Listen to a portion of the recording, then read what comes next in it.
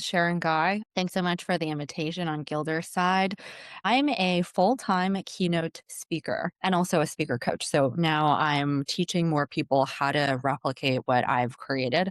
And it's pretty rare, I know, to hear someone say that your full-time role is to do speaking. Yes, yes, that exists. There's about 40,000 of us, actually.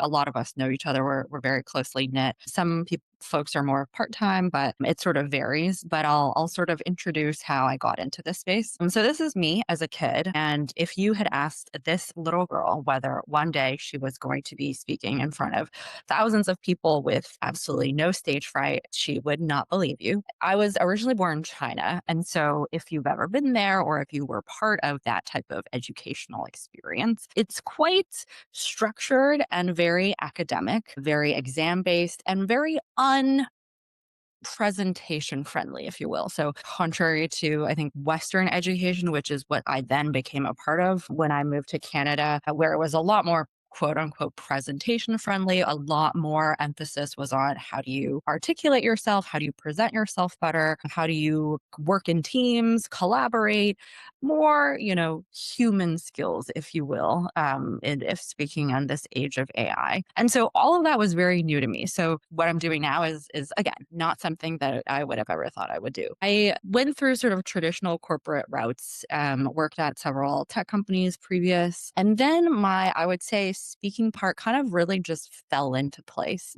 And I'll talk about the first stage that I was on sort of was a definitely unplanned thing. But I think with anything in life, sometimes things fall into your lap, and it's up to you whether you want to say yes to something or kind of think that it's too unfamiliar and push it away. And so I received this invitation in 2016 in my LinkedIn. I was working at a data center company at the time, so that's why this would be relevant. It was an optical data center interconnect event in 2016 in Nice. And upon seeing this, I thought this must be a scam of some sort. After I started talking to Jackson, who is a producer of the event, Jackson and I are actually still talking to this day, 10 years later, and I tell him that this was the message that kicked it off. And this was my first stage. So I knew very little about presentations back then or how to orient myself or what to actually tell the audience, how to connect with them really. I knew nothing about being smart and capturing footage, capturing photos or the video recording of what I presented. In fact, I pretended that I went back on stage and took this later. And all of those things were sort of wrong things to do. But that was my first stage. It went okay, I guess. It was a very small room of maybe 20 to 30 people, very lowly attended. And then my second stage was this. So I worked in Alibaba for a little bit in the Chinese office. And if you've had a glimpse of that type of world in the past, it's a very unique um, place as well. If somebody could just mute themselves, that'd be great. So in this new world, so I mean, this is an entire presentation of itself of how Chinese tech companies work and run and the speed with which they run, but they do things very differently. And this was my second speaking stage. I will always remember this stage because it's an internal conference. It's an internal sort of all hands type of kickoff type of conference. But the way that they pick people to go on stage to talk about their team or the projects that they've done is via lottery. So there's like not on this screen, but there's like a gigantic lottery wheel. And what it means is everybody attending has to be extremely prepared because you don't know if they will be picking you to go up. And so there's this huge lottery wheel. It starts spinning, and then my name gets landed on. And so I get pulled up on stage to talk about what my team has been doing, and the projects that we've done, and KPIs and future strategy and things like that. And then there's this QR code behind me. So I actually can't see the code that the audience can scan and write anything they want as sort of a feedback form live. So every presenter is given about 5-10 minutes to do their presentation. And any audience member can scan this code and write anything they want. They can say, this is going going great. She's doing great. They can also say, can we please have her off the stage? Or this, like she's saying gibberish. And at this time, as a presenter, you cannot see anything that's because these are just words flying behind you, flying across in the screen behind you. And then at the very end, you're rated by your peers out of 10. I actually got a pretty good score that day, but this was also a stage for me, and it was a very traumatic stage. So stage 1, it was kind of, a sort of, like a kind of a gentle stage, uh, like one where you're trying to figure things out of, stage dynamics and whatnot. And stage 2 was very traumatic. So after that, there was a big period of me, I think, afraid of stages, but and then COVID rolls along, and, there's other things that happen throughout my corporate career where I wanted to explore other opportunities. But the big thing during this time is when COVID hit. And if you talk to any professional speaker today and you ask them what happened during 2020 for you, a lot of them would say, my career kind of was put on pause because if you go to any industry conferences, summits, internal company meetings, a lot of that were just stopped for about 2 to 3 years. Funnily enough, this was actually a time for me that I think during any crisis, there's always opportunity. And funnily enough, this was a time where I was then invited to do a lot of virtual talks. And perhaps I think maybe the reason why it worked out in the end is that during this time, a lot of more traditional speakers were not very oriented to speaking on Zoom or presenting on Zoom. By now, we're all very used to that. But at the time, I think for them, it was something for them to reorient. But for me, because I was sort of starting out cold, it wasn't that difficult. I was actually still working full time at the time, but these invitations would come in, and then I noticed that, and I would start posting a lot of these things on LinkedIn. And this is also a big piece that I will talk about, which is for the founder world, I think it's called building in public or kind of just documentation and putting it out there. For me, it was because I was still in a more traditional corporate career. I was still sort of after a talk that I would do, write down a lot of things that I've learned or that I presented on, or just document the event really and post it on LinkedIn. That was the very small thing that I did. And then, but from that, what I noticed is internally in the company, people started to pay attention to me more. I was sort of mid level, so I wasn't a SVP or C suite of any kind. But I noticed that people that were 2 rungs above me or that were a much higher level than me, they started to know me. And I kind of became, I guess, just more known in the company. I would walk into certain meetings in these 40, 50 product meetings, and people will kind of already know who I am before I even started talking. And so I think from that, it just snowballed into something that worked in my favor. And then at the time, from all of the different invitations, there was a lot of networking opportunities. So normally in a corporate world, you're sort of stuck in your bubble and you're just speaking with your colleagues.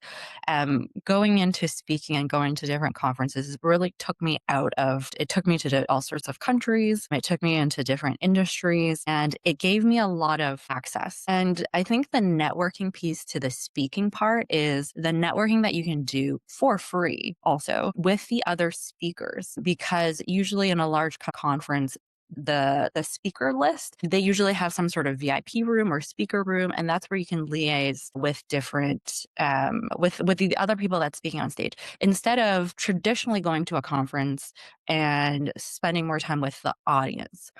And so from there, it sort of just keeps on snowballing. And then with what's happening, well, obviously in the AI space, I dove into that. I was pretty early on into trying to grasp what's happening in AI. I think all of us are. And I think my previous experience in PMing the rollout of a generative AI product in Alibaba really helped with my current branding as well. But that aside, and just me aside, looking at personal brands, why is it important to build a personal brand? I know a lot of us are entrepreneurs, so you probably don't care about the job market because this presentation is used for corporate folks Well, as and well. also Sharon too, because I think of big. So we had a few questions come in, and we can just save them at the end for some people who can't make it till later. But the big one is and maybe you'll tie this in at some point throughout, but for a lot of founders here that do focus on founder-led sales and where that trust and brand and the face, right, is such a big piece to that element. I'd be curious how well again, so sounds like you've got it covered. But yeah, would be curious to hear your take on how important that is and how people can either just do it better or more efficiently. So I'll let you. It sounds like you've got that as part of the plan. Yeah, I had to adjust it a little for sure. Um, uh, I think, well, maybe one slide back, which is what this slide is trying to say is AI. In a world where everything is very fake, and also in a world where if you vibe code anything, we talk about moats all the time. Like, what are you doing as a company that could really last? Is it your relationships? Is it your distribution strategy? What is it that will hold, and what is it that will stick with your audience? I think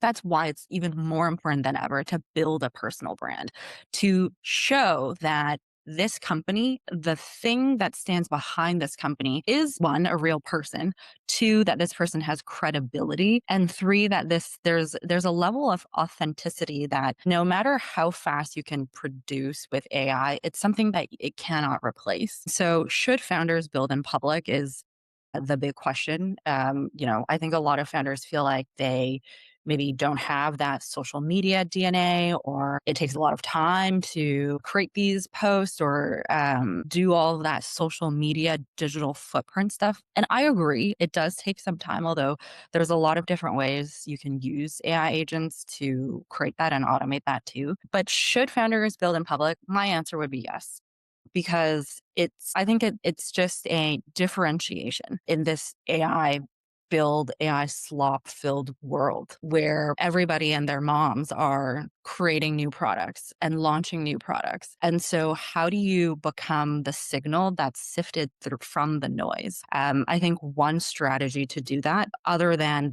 maybe the backing or the endorsements from other established entities or other more established people, is you demonstrating the building of your product, or anytime there's a customer win and you're showcasing that in some way, or anytime that you failed in doing something, you tried to do something and it didn't work out, and you're writing about that in some way. And also, just from a organic marketing standpoint, is it's also free marketing.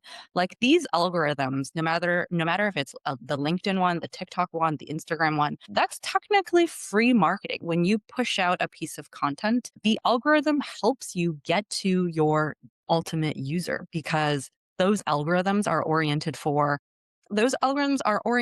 engagement. The algorithm is trying to help you find your community. And so I think that's something that founders don't take advantage of enough, and that we think that we always have to have a sizable marketing budget or throw ads onto something. While that is also true to an extent, there's just a lot of free marketing resources out there, and it starts with the creation of some sort of content. When labor is content, how do you differentiate? This goes back to like the corporate folks. I also think this is true, which is um, everyone has a story to tell, and you just have to figure out what it is.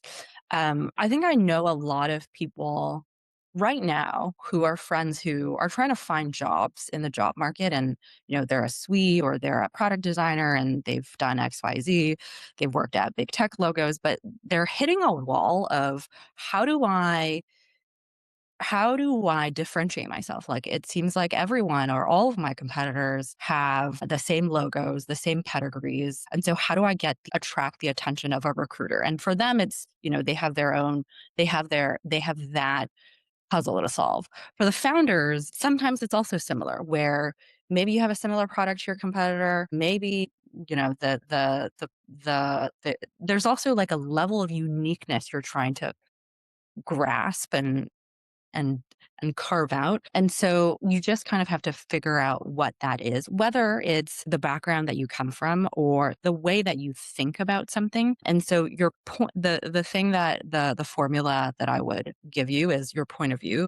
Actually, I won't jump ahead to that. So normally I conduct this in a more in-person arena where it's more brainstormy and you can turn to the person next to you and you try to figure out with each other what are you known for, but we're online, so we'll, just kind of just ask these questions to yourself, which is first of all, figuring out what are you known for?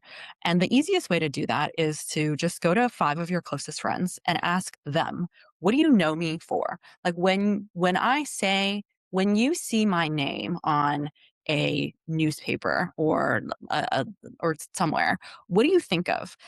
And if you start to amalgamate that information, that's what you're known for. And sometimes that's unbeknownst to us because we're out here doing whatever we're doing. And we think we want to be known for something, but actually the world might know you for something else. Second question is if I go to your last 3 LinkedIn posts, what can I tell about you? And you can replace LinkedIn with Twitter or Instagram or whatever your favorite social media platform is.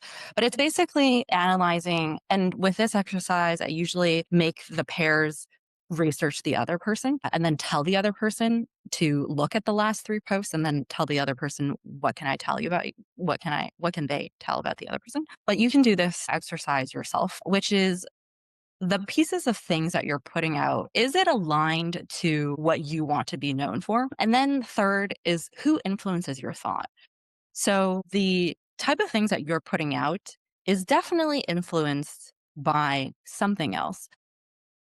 Like your output is definitely influenced by some sort of input. That input could be your peers, the people that you follow, your professors from college, X, Y, and Z. But deeply examining who influences your thought and consciously shifting that if you know that these 2 things are not aligning. Like if your input metrics or input data points is not really doing the best job it can to produce the right output. Good that almost get that. So what makes up a personal brand? I think it's these 3 things. Number 3, it's what are you known for? And I think it's deeply dissecting that and figuring that out, asking yourselves the questions of what do people already come to you for? What problem do you reliably solve? What outcome do people get after working with you? What is your point of view? And this second piece is probably the piece that answers to the differentiator is even if you come from the same pedigrees or you've worked at the same big tech logos, your point of view is the thing that ultimately differentiates you. What do you believe that others in your field are doing wrong? What do you see earlier that most people don't? What advice do people argue with you about? And I think this point of view is the thing that, so the first piece kind of comes naturally. What are you known for? The second piece is something that you have to formulate. And I think a lot of people don't formulate it, whether it's a traditional corporate person or a founder. I think a lot of people don't formulate it and they don't document it and they do not share it. And then third, credibility. And that's from your pedigrees and the companies that you've built before and the sort of the numbers and metrics and from experiences, results, who's trusted you before, and that's kind of like your resume, if you will, and that makes up your personal brand. And I think the first thing, and at least in the speaker world, from a personal branding or speaker profile, the sentence that we usually craft for people is answering this: is I help someone do something so that they can some sort of outcome. So if you are a founder who, I don't know, plants vegetables to help people become healthier, or so that they eat in a healthier way so that they can lose weight, is an example of a sentence. And so filling in the blanks very quickly captures the value that you bring to your audience. Two, the point of view piece that I would encourage people to try to figure out is most people think XYZ about something, but I believe something else because of XYZ. And then the third piece is you're credible because, and that's kind of your resume and your bullet pointed thing. Also, I think a lot of people don't do enough is writing bios or knowing how to write bios well. This is also an exercise that as speakers we do all the time because the speaker market is also very competitive, and we have to, in a very short amount of time, send an event organizer this small paragraph of who we are, and that's sort of the first thing that you're being evaluated, is and Sharon, I it's apologize Mhm. for cutting in because we had a quick question too. So actually yesterday we had another speaker give he's focusing on brand messaging and marketing, and he walked through an exercise about setting your brand foundation, which is like so. And I'm glad you brought that up because a couple slides ago, you're like, I am like blank to help people blank. And do you think so? As part of that exercise, that was done for like larger brands, right? Whether it's a larger brand, whether it's your own startup, whether it's you as a single person service founder, anything like that.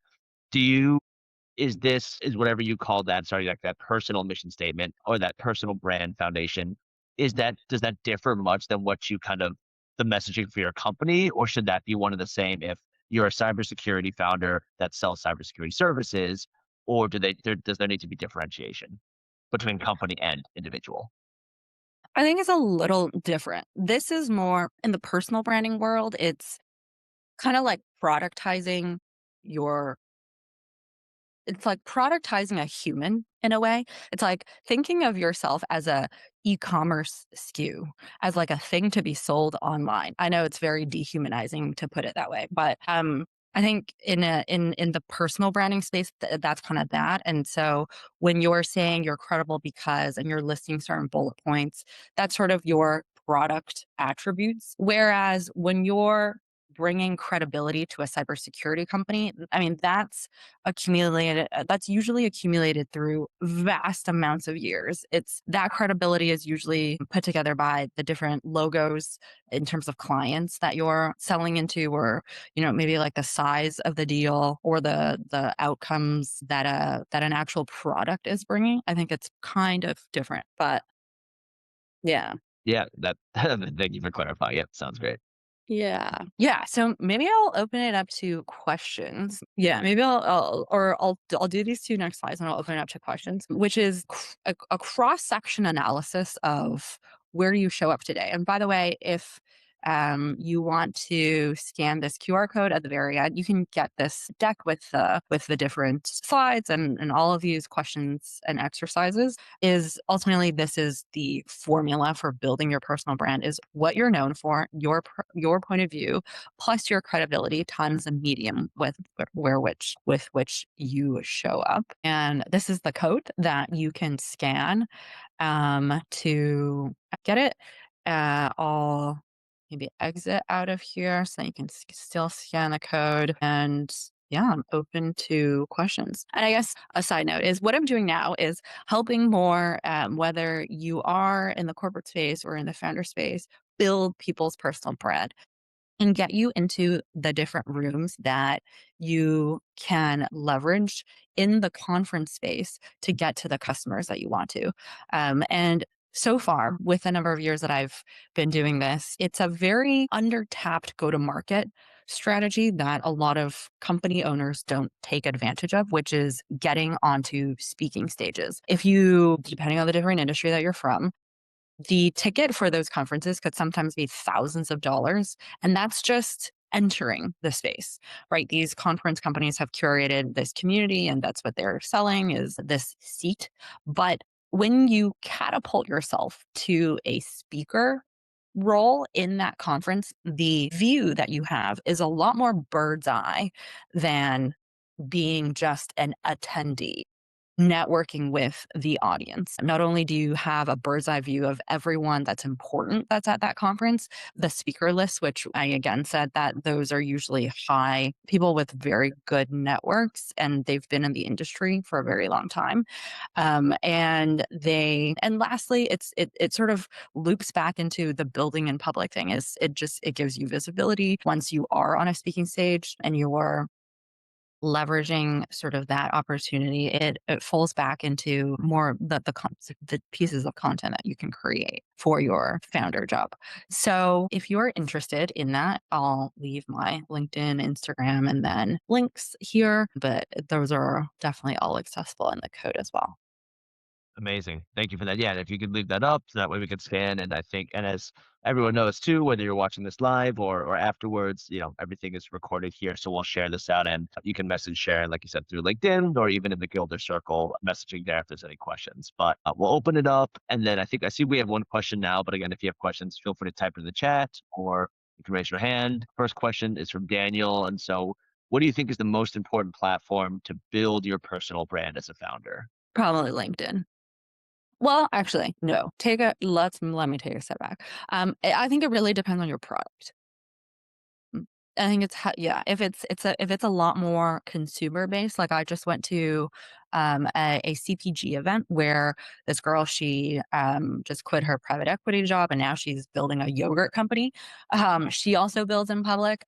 She's very she is very robust with just little documentations of building her yogurt company. It's like when she's visiting the yogurt factory, she's going to take shots of that. When she's deciding what packaging to use, she'll take a shot of all the different packaging choices. And so each time and all of that is available on the products, or sorry, all of that is only available on her own personal Instagram. And then the Instagram that she has for her product showcases entirely different things. And so, but what she has realized is when she's building this personal page really well, there are orders that come through her Instagram page in the format of a DM. She's been able to grow the B2B side of her product that way. And so for her, it's Instagram. She's barely visible at all on LinkedIn. And then there are I would say like folks in the creator economy, they're very LinkedIn heavy. Anytime they're going to any sort of event or speaking at a sort of event, they're always packaging it and putting it on LinkedIn. So I think it's just very dependent on the type of company that you're growing. Great. Thanks for clarifying that. I think, Eliana, I see your hand raised. Yes. How do you use AI and which AI to build a brand? For example, if someone wants to start a brand from zero and this person doesn't know anything about it, how do you guide this person to start to do it? Yeah. I think, to that, the more important part isn't the A part. The AI part, I think, is the easy part because if you use Claude or OpenClaw or whatever you use, they're all pretty dumb. Dumb in the sense that you give them a command and they'll just execute. But if you don't figure out the strategy part correctly, so if you don't figure out like what you should be known for, what is your unique point of view, mostly those two big pieces correctly, then everything else it just goes into execution mode. But the AI part is, for Claude, you can create that. You can create Claude skills and load a markdown file for Claude for it to trigger. You can create cron jobs in OpenClaw that automatically creates whether it's a script for you or a LinkedIn post for you. And depending on the area that you're in, to automate a lot of that and also post automatically as well. I've seen also people use HeyGen as an avatar where because it takes time to turn on your camera, get dressed, and then start shooting to just create an avatar of yourself and feed it scripts. You can also automate that too by I think in ChatGPT is now linked to HeyGen where you can after you've created that avatar of yourself and you get the ID code of that avatar to use ChatGPT to call HeyGen to spin up a new video. So that's also something that you could do. Yeah, but I would say beyond all of that, the important part is the step one. It's figuring out who you are and what you want to be representing. One more thing, Zara. So, could you give us like some tips For example, because in this new era with AI, the brands are very similar, the objectives and strategies are very similar because of the same. It's like, okay, I have this objective, this is my product or service, but I don't know how to do it very different. And I suppose that when you mention strategies, it have to be very specific. But yes, what are those tips that you recommend to do it like more accurate to make our brand much more attractive? Yeah, and I think that goes back to the POV point of the POV part. It's like, let's say if you're, I don't know, a designer and you own a design company and and a lot of product designer, I guess, resumes or the agencies that they spin up might also look very similar. And so, but if you dig deep enough, and if you ask yourself, in the previous projects that you have done or the outputs that you've made in the past, what about the way that you approach that made that project work? So what is the ingredient that was very unique to you that you added to this project that made it successful, that made it work? That's usually your uniqueness. And it could be the way that you approach looking at a problem. It could be the way that, like, if everyone is designing X, you design for Y, or it could be your points of information or inspiration, sorry. When everyone is trying to copy Apple, you instead take inspiration from Ai Weiwei, who's a sculptor, and the things that you delve from sculpting is how you shape your design principles. Like, there's always something unique about all of us with the way that we create things, and that part is, I think, something. It's almost like a thing that we all need to. It's an exercise that we all need to go through, because that's where you extract your unique point of view. Awesome. Thank you for that. And so I know we technically have 20 minutes left, but I think we'll kind of end it a little bit earlier I think we have one more question right now currently. And then obviously if anyone else has questions, let us know since we want to make sure we have time to be able to continue sharing out the QR code one last time in the presentation. But it looks like we have a question from Alyssa. Are there any red flags or things we shouldn't do when building in public? I guess at the risk of coming off unprofessionally or taking the spotlight away from our other projects.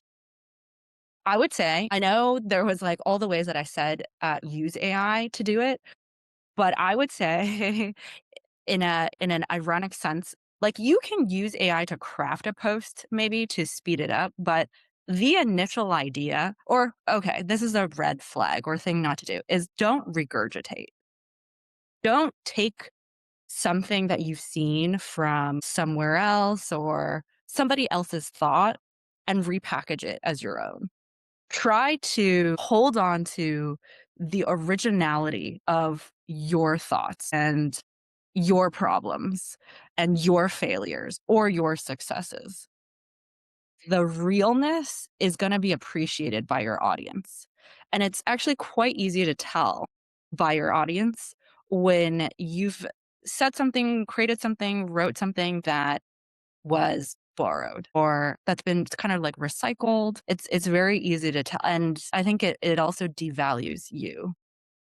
I know obviously it's a lot. And I mean, I think this point is also kind of like the general work that we're doing in day to day, which is outsourcing thinking to AI. I think it's a vast problem that too many of us are doing because it's just so much easier for it to do it.